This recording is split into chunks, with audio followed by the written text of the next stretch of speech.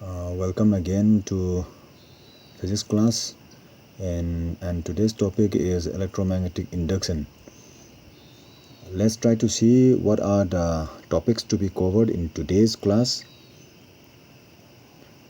The first one is, let's try to know about the magnetic flux, Faraday's experiment, Faraday's laws of electromagnetic induction, Lenz's law and law of conservation of energy. Next, expression for induced EMF based on both laws. Methods of producing induced EMF, ED current, self-induction and self-inductance, mutual induction and mutual inductance, and at the end we will try to have some additional information. Okay, these are the topics to be discussed or covered in today's video. So let's try to see first what is meant by magnetic flux. I think you might have learned in the case of electrostatics about electric flux also. It is having the same meaning with that.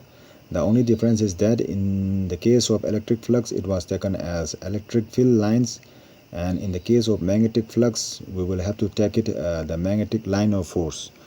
Okay, so magnetic flux through any surface is nothing but it is a number of magnetic line of force passing through that surface perpendicular to it. Okay, so that means magnetic flux is the total number of magnetic line of force passing normally through the surface.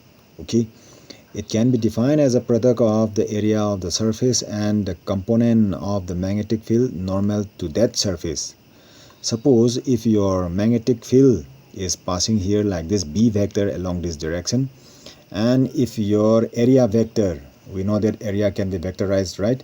So area vector, if it is along this n cap, that means magnetic field and n cap, they are not parallel. Got it? And if this theta is going to be 0, then we can easily find out by taking the dot product of B and that of this A vector.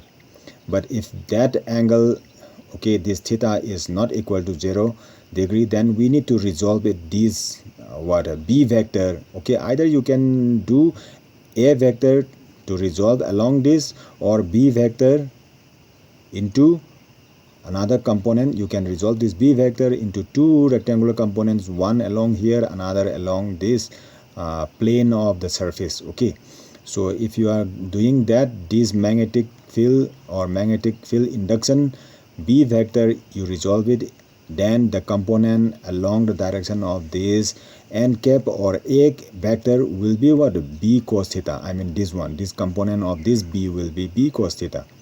So that what happened, your area vector is also along this n cap, got it, perpendicular to the surface of the plane of this given area.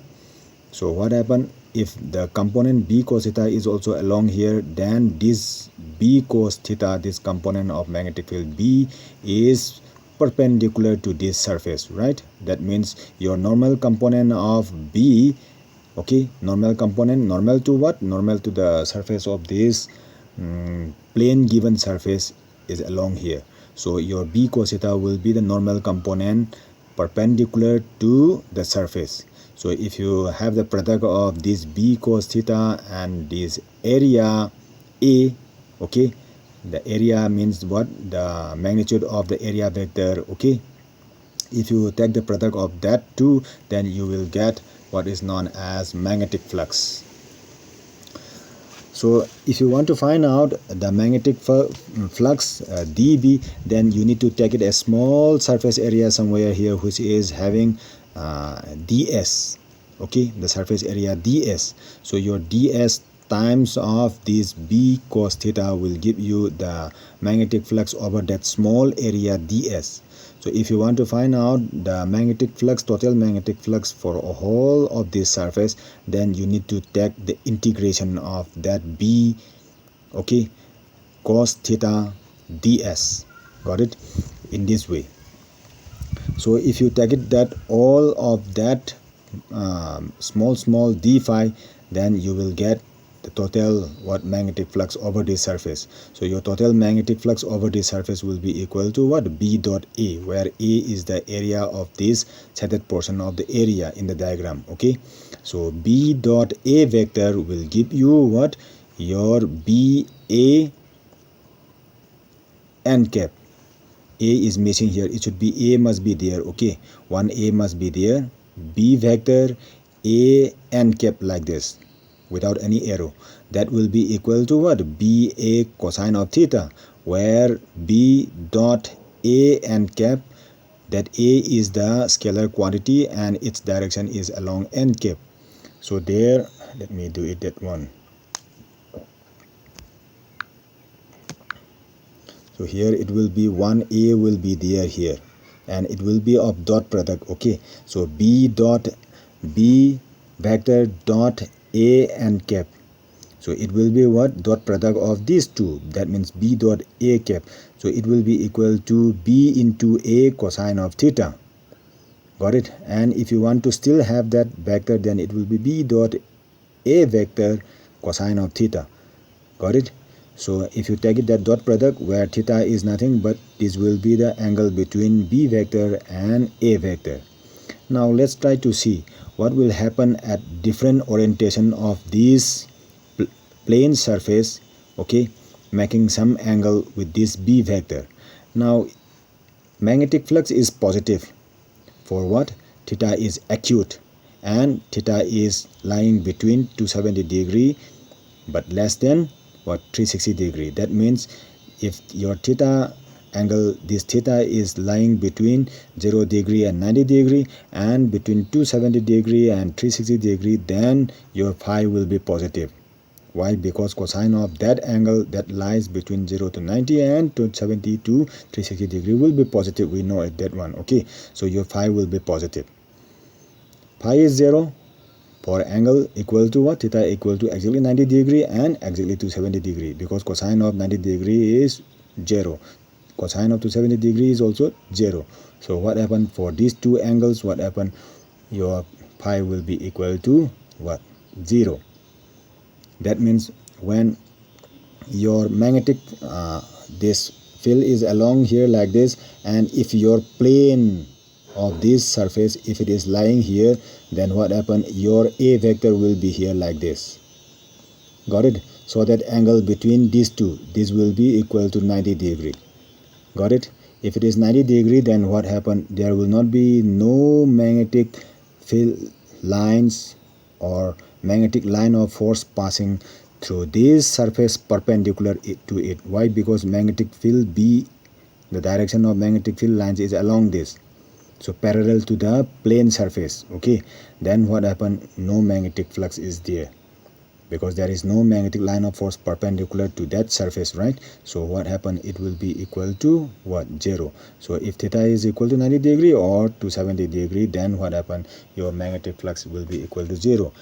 Now in the case of theta that lies between 90 degree, greater than 90 degree and less than 270 degree, then that theta will be equal to what? Lying between 90 to 270 degree, cosine of that angle will give you negative value. So your, if theta is lying between 90 degree and 270 degree, then phi will be negative because of that cosine of theta. So we have that negative flux in that case when theta lies between 90 degree to 270 degree. Got it? So flux is maximum when theta is equal to 0 degree, and it is what? Simply pi will be equal to B into A. Okay, B times A, we can say.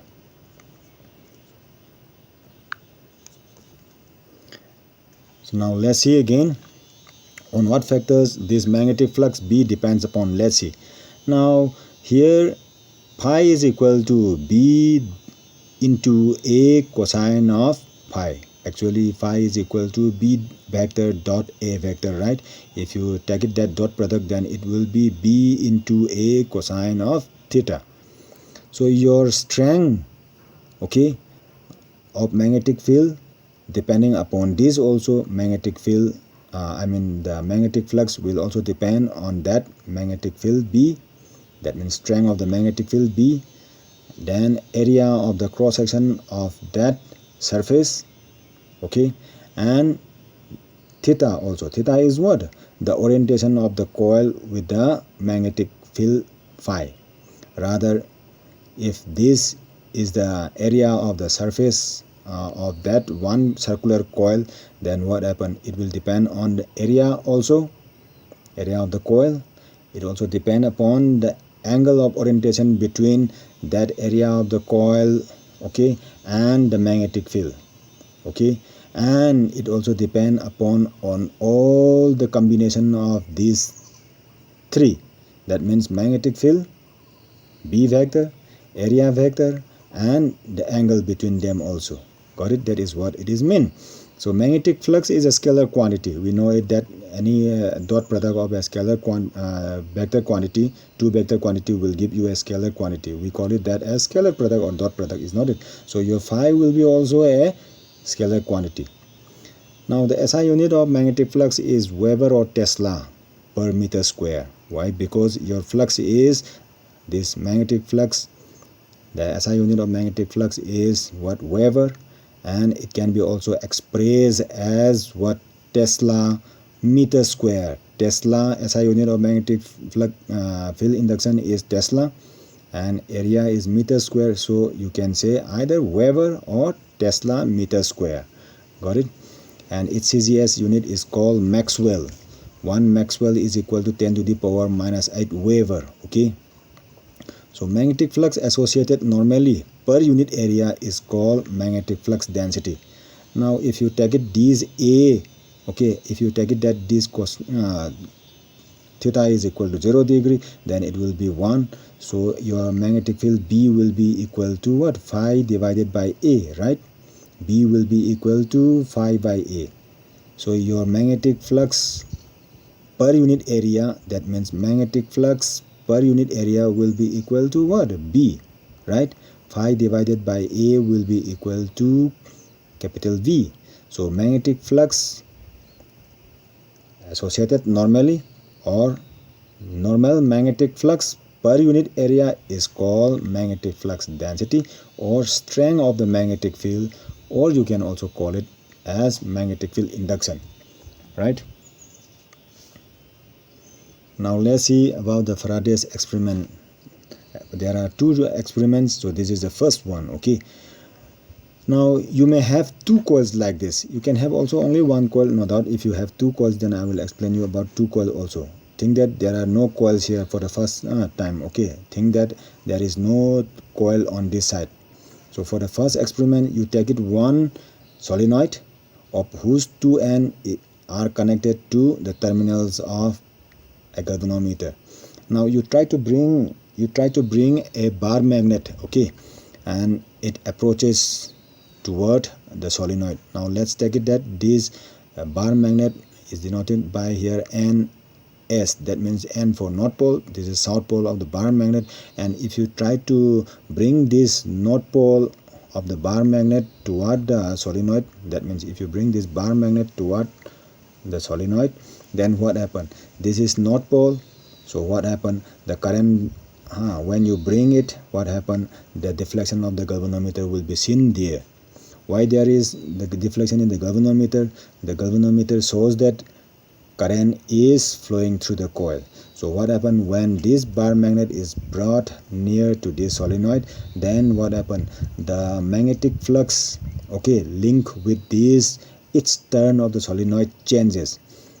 Got it? And if there is any change in the magnetic flux, okay, link with this solenoid or link with its turn of the solenoid, then what happened? Induced EMF must be what? Developed.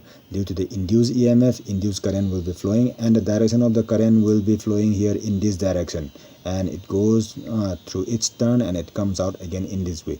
So when north pole is brought, then what happened? The side of this, okay, solenoid, okay, if you look from this side, then what happened? The direction of the current flowing through that solenoid will be what? Anti-clockwise. We know that if it is anti-clockwise, then that side of the turn, okay, this side will act as what? The north pole of the solenoid, okay, the current carrying solenoid acts just like a bar magnet, right? So if it is current is flowing there, then this will be acting as just like a bar magnet, and that side where the direction of the current flowing through the face of this solenoid, if it is anti-clockwise, then this will act as north pole. You must be knowing that if it is flowing like this anti-clockwise, then it will be what, acting as a north pole, right? The direction of the current is in this direction, anti-clockwise. So this side will be acting as a north pole. Got it? So that what happen, current flows in this direction and it moves in this way. Got it? So the galvanometer deflection in this case, it will be what, toward this right side, in this direction. The deflection of the galvanometer will be from where to where? From here to this side it will be deflecting. Now when that bar magnet is brought closer and closer, then what happened? The deflection is there. But when you stop that bar magnet somewhere here, then there will not be no deflection in the galvanometer. Now again, if you try to bring this bar magnet away from the solenoid, in that case also, okay, in that case also what happened? The deflection is there. But on to the contrary of the previous one, the deflection will be opposite. In the previous case it was deflecting toward the right side like this, but in this case, when the bar magnet of whose north pole near the solenoid, if it is moving away from the solenoid in this direction like this, then what happened? The deflection of the galvanometer is toward the left side. That shows that the direction of the current is in opposite of the previous one. In that case, what happened? The direction of the current here, it will be what? Clockwise. If a direction opposite means it will be flowing like this, right? So it is clockwise. If it is clockwise, we know that it will be acting as what? South pole like this. Got it? When what? When the bar magnet with its north pole and south pole, if it is moving away like this in this direction. That means when north pole is brought approaching toward the solenoid, or north pole is brought near the solenoid, then this solenoid will act as just like north pole. When north pole is moving away from the solenoid, then this face of the solenoid will act just like a south pole. That means when I try to move away, then what happened? The polarity of the solenoid developed here will be south pole. When north pole is approaching toward it, the face of the solenoid that is developed here, the pole, that will be north pole. Then what does it mean? When north pole is brought, this induced EMF will develop the current in such a way that this side is developing that north pole. So north pole is brought, one north pole here, so that north pole is repelling again. Got it? That is Lenz's law. We will come that one later on. Now when that north pole is moving away again, that north pole is going to move away, and the polarity that is developed is here south. We know that south and north are what? Unlike poles, so they will attract.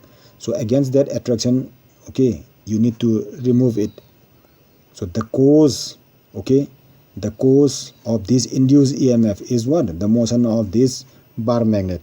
So as per Lenz's law, we will come later on, but I'm just telling you in brief. As per Lenz's law, what happened? The cause of the induced EMF will try to oppose its own cause. So the motion, that means of this north pole toward the solenoid, okay, that will induce what? In this current, okay, onto the solenoid due to the induced EMF, and this induced EMF or induced current will try to oppose again the cause. The cause is what? The motion of the magnet. So the motion of this magnet will be opposed again by this induced EMF. Got it? So when north pole is brought, north pole develop. Why? Because just to oppose that what? Approaching north pole. When the north pole is retreating or moving away, there is a development of south pole. What? This south pole and north pole, there will be attraction. So this is to oppose that moving away of north pole away from the solenoid. South pole, north pole, they are attracting, right? So that will oppose the motion of moving away of this north pole away from the solenoid. Got it? Let's see some animation. Okay.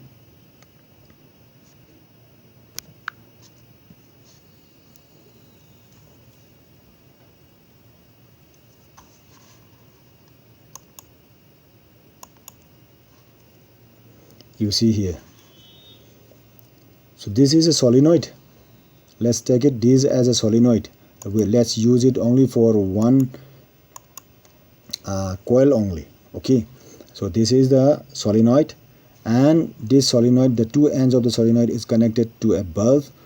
Okay, or it can be connected with the voltmeter, so as to measure the potential difference or the voltage that is developed across the two ends of these solenoid. Okay, now what happens when this bar magnet, okay, if it is brought, okay, then let's see what will the motion of this bar magnet makes it.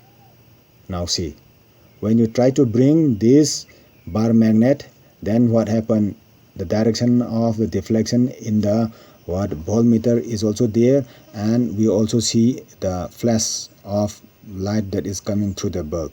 So what happened, from where this flash is coming out, when this bar magnet is approaching toward the solenoid, what happened, there will be magnetic line of force, and that magnetic line of force is cutting or link, we say in physics. Okay, the magnetic line of force link with this each turn of the solenoid changes. If it is like this, at this time also magnetic flux or magnetic field is there, but there is no change in the magnetic flux or magnetic field lines linked with these coils. Got it? So whenever there is a change in the magnetic flux or magnetic field lines linked with this solenoid, then there will be development or induction of induced EMF in this coil. So that induced EMF, okay, developed due to the change in the magnetic flux in the conductor. We call it that as electromagnetic induction. Got it? So what happened, let's see some different experiments. When I try to bring very slowly, what happened, there is only small deflection there in the voltmeter, and there will be a small flash. Okay, the intensity of light will not be that much. If you take out again also, that means if you bring away this bar magnet away from it, in that case the deflection will be toward the opposite side of the previous one. Now let's see, when I try to take out this magnet, then the deflection is toward the left side, and at that time also flash of light is also there in the bulb. If I take out like this, see, but if I bring it again also, again the deflection is toward the right side, and the flashlight is also there. But if I try to bring this bar magnet very fast, okay, faster than the previous one, like this, okay, then what happened, if I take out this very slowly, then it will be deflection is very deflection is little small. But if I take out very fast like this, deflection will be more. If I take out this, if I bring this, then it will be faster, and see the deflection is also maximum, and the flash of light will be also maximum. Got it? So this is how many turns? 1 2 3 4 turns are there. If you take it that another coil of whose deflection of whose number of turn is less, and if I try to bring it here, and if you take it slowly, then deflection is little. If you take it or remove away the bar magnet slowly also, then deflection will be in the opposite side, and the deflection will be also small. But if you take it faster like this, deflection will be more, right? Yes, like this. If I take out this, if I take the motion of this bar magnet the same speed onto that having large number of turns, then the deflection will be surely more. See, full. Got it? See, if I take it with the same speed, but if I take that motion of the bar magnet in the same speed, then what happens? Deflection will not be maximum. See, why? This is because of the number of turns. Okay, less number of turns in that upper solenoid. Now if you want to have that magnetic field lines like this, it can be also seen here. Now if I am trying to bring from far away, then how many line of force it is drawn here? The magnetic field lines is only 4. So if I bring closer and closer, then the number of field lines that is linked with this solenoid increases. See, got it? Increases more and more. So if this magnetic line of force that is linked with this solenoid If it is changing, then there will be what? Production or induction of EMF onto this solenoid. But if there is no change, if I am keeping here like this, magnetic line of force is still linked with those turn of this solenoid, but there is no deflection in the voltmeter, or there is no flashlight coming here. Got it? Why? Because the magnetic flux is not changing in this case. But if you try to move away like this, then magnetic flux changes, and due to that change in the magnetic flux, what happens? Induced EMF is developed in the coil. Got it? So if I take it very slow, then deflection is also small. If I take it moving away, this bar magnet away from the solenoid with a very slow speed, then what happens? Induced EMF is also small. But if you take it very fast like this, see, the deflection is also maximum, and the flash of bulb or light in the bulb is also what? With a great intensity will be giving out. So it shows that the rate of change of magnetic flux is directly proportional to the induced EMF. That is the second law of Faraday's electromagnetic induction. Okay, now if you try to bring this south pole, okay, toward the coil, you just see the deflection is toward the positive side, right side. If you take away, moving away, it is negative. But if you change this side of the polarity of the magnet, if you try to bring this north pole this side and the south pole here like this onto this side, then the deflection will be what? Opposite. Let's see. So I am just changing the polarity, okay, and if you try to bring toward this, then what happens? Deflection will be toward the negative side, that means left side. When south pole was there onto this side near the solenoid, when I bring it, the deflection was toward the right side. But now when I try to bring this toward the solenoid, the bar magnet, I mean, the deflection will be toward the negative side. See, it is just opposite. Got it? If you try to bring this toward this, see, toward the left side, negative side. If you take away, it will be toward the positive side. This shows that when polarity is changed, okay, the direction of the magnetic field, I mean, if it is changed, then also what happens? The direction of the induced EMF or induced current will be also changed correspondingly. Got it?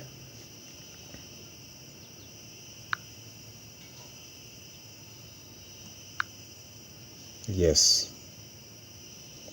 Now let's see again.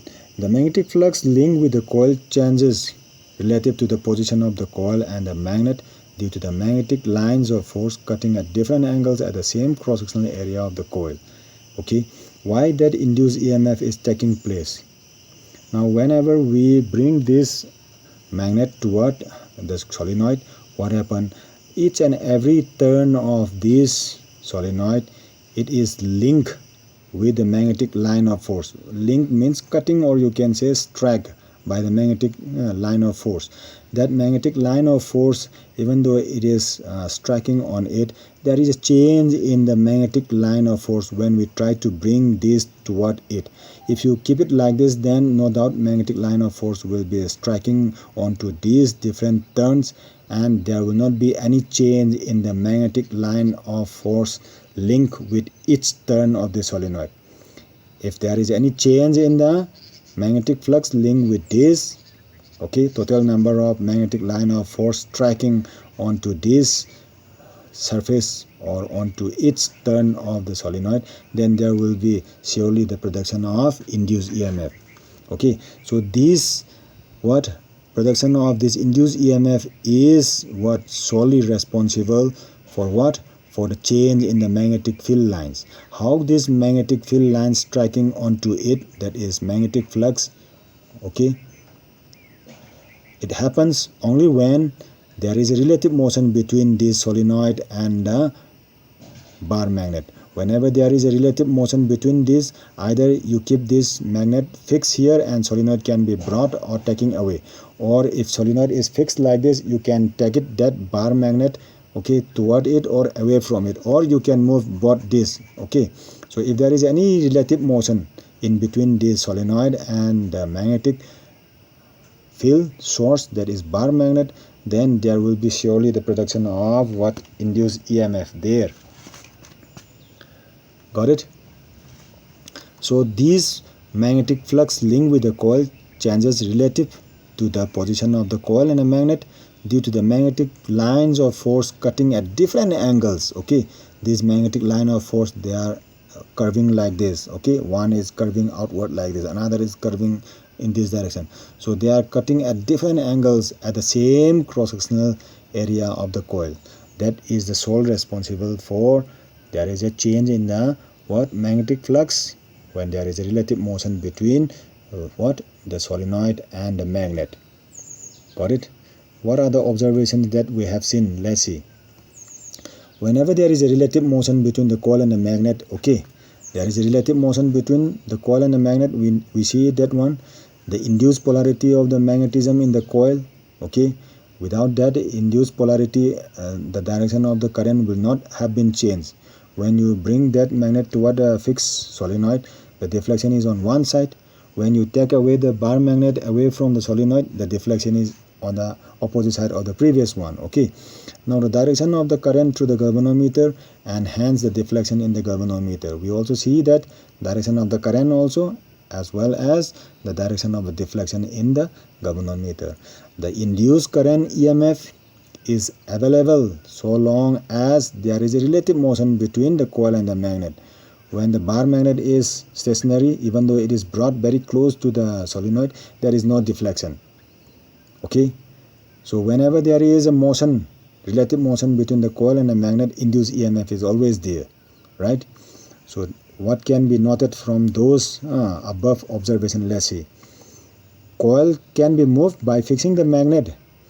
Instead of bringing that bar magnet toward a fixed coil, you can also bring that solenoid toward a fixed bar magnet. In that case also there is a relative motion between the solenoid and the magnet. Both the coil can be also moved.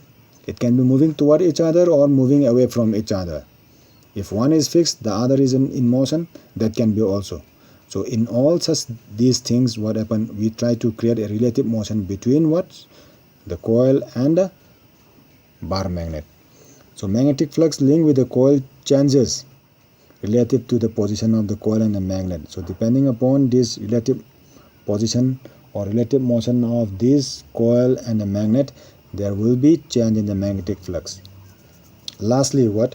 Current and hence the deflection is large if the relative velocity between the coil and the magnet and hence the rate of change of flux across the coil is more. Now in that experiment, if I bring that bar magnet slowly toward the solenoid, deflection is very small. If you take it away the bar magnet slowly, also deflection is opposite, no doubt, in the opposite direction, and the deflection is also again small. If you try to bring that bar magnet very fast toward the solenoid, okay, then what happens? Deflection is maximum. If you try to take away that bar magnet away from the solenoid at a very high speed like this, okay, at a high speed, at that time also the deflection is maximum. Got it? It shows that this relative velocity between the coil and the magnet, if it is large, then what happen? Your induced EMF will be also large, and so induced current will be also large, and so we will see what happen. The rate of change of magnetic flux will be also large. Okay, if magnetic flux change of magnetic flux, rather rate of change of magnetic flux is large, then large deflection means what? Large induced EMF. So all this will be coming in that of what we call as Faraday's law. Okay, so this is all about that Faraday's laws again. Now this is, instead of having a bar magnet, we are having what? As solenoid connected with the source of EMF with a key, and on the another side, okay, along its axis, another solenoid is also placed there. Okay, and the two ends of the solenoid is connected to the galvanometer.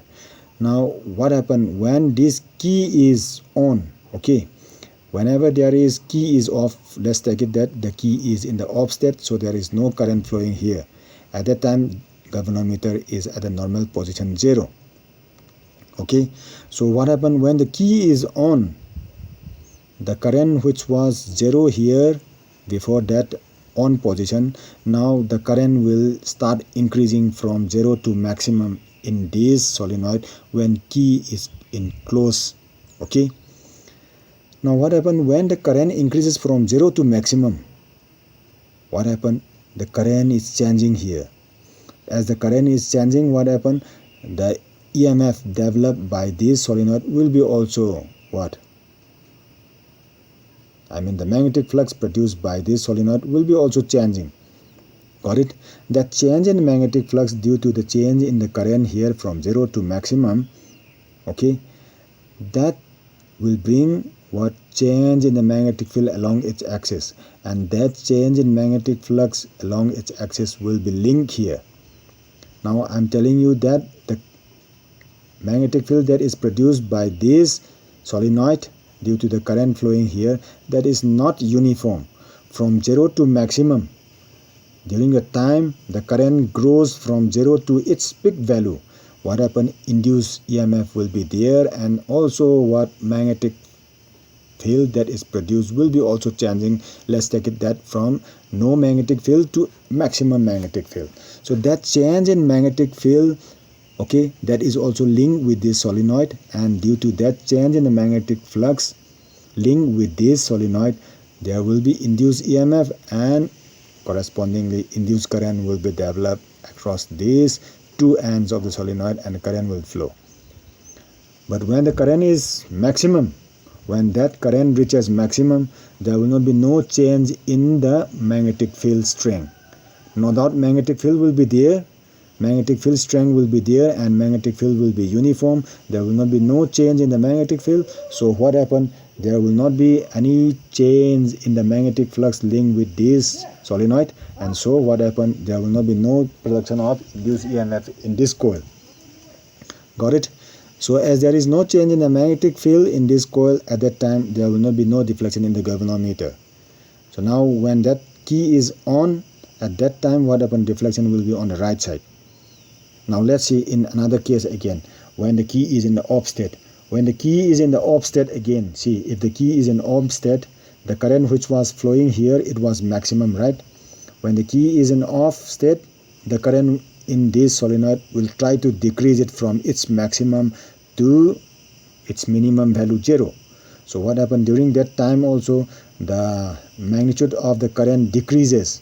As the current changes here in this solenoid, what happened? The magnetic field produced, that will be also decreasing from its maximum value to minimum value 0.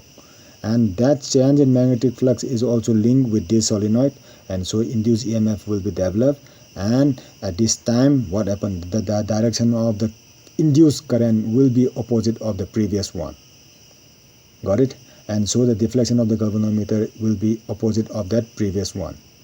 If that in the previous this one, the direction of deflection is on the right side, now the deflection will be on the left side. Got it? So at a time of the key, when the key is on, at a time when the key is in the off, at that time you will see the two galvanometer deflection at those two conditions. Okay,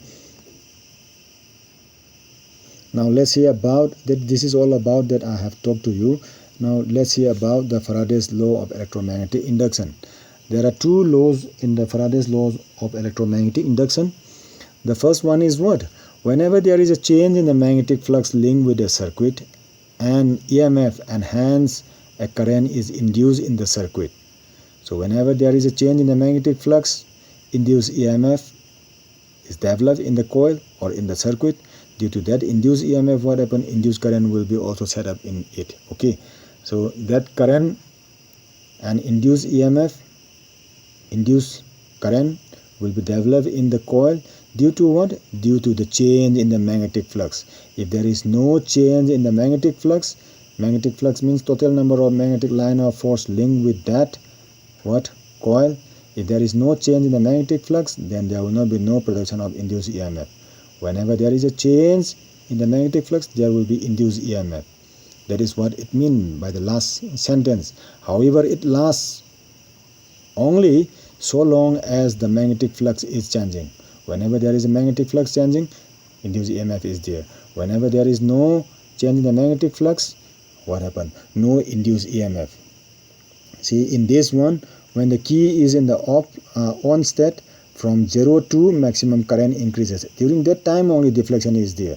If the key is keep on in its on state, current is flowing here continuously, magnetic field is also there. But at that time what happens, when the current becomes maximum current will be keep on flowing there. At the time also what, maximum magnetic field is there, but there is no change in the magnetic field. That maximum value of magnetic field will be there. Magnetic flux here linked with this solenoid, okay, from this primary coil, we call it this first input coil as primary, output we call it as secondary. So the current here in the primary coil is maximum, magnetic field linked with this solenoid is also maximum, but there is no change in the magnetic flux here, okay, at that situation, at that condition. So there will not be no induced EMF at that time. Whenever there is what, key is in the off state, during that time only current decreases from 0 to minimum, from its maximum value to minimum, from its maximum value to minimum value. During that change in current, magnetic field also changes, that is linked with this solenoid, secondary solenoid, and so during that time only induced current is developed there in the second solenoid. Okay, so whenever there is change in the magnetic flux, there is induced EMF, and that induced EMF lasts so long as the magnetic flux is changing.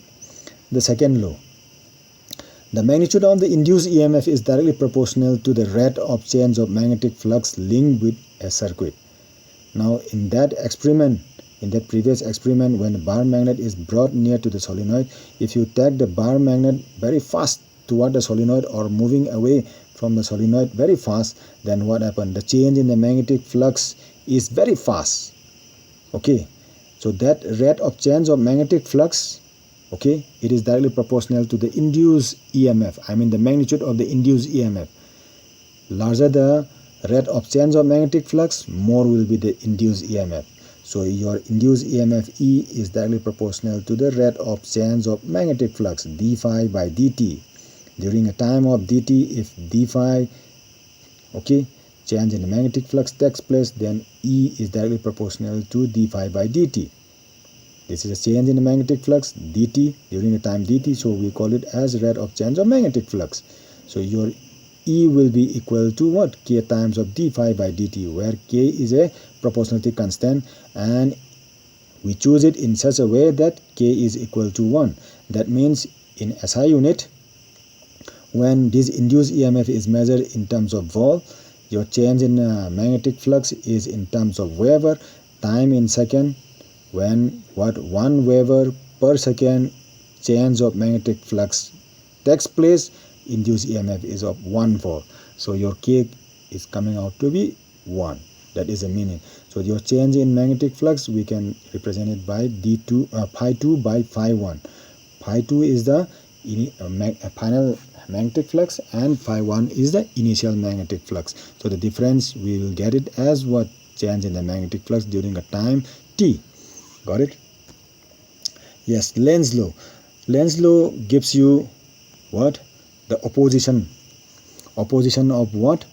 Opposition to that which caused the induced EMF. Okay, so your direction of the induced EMF, okay, is given by this Lenz law.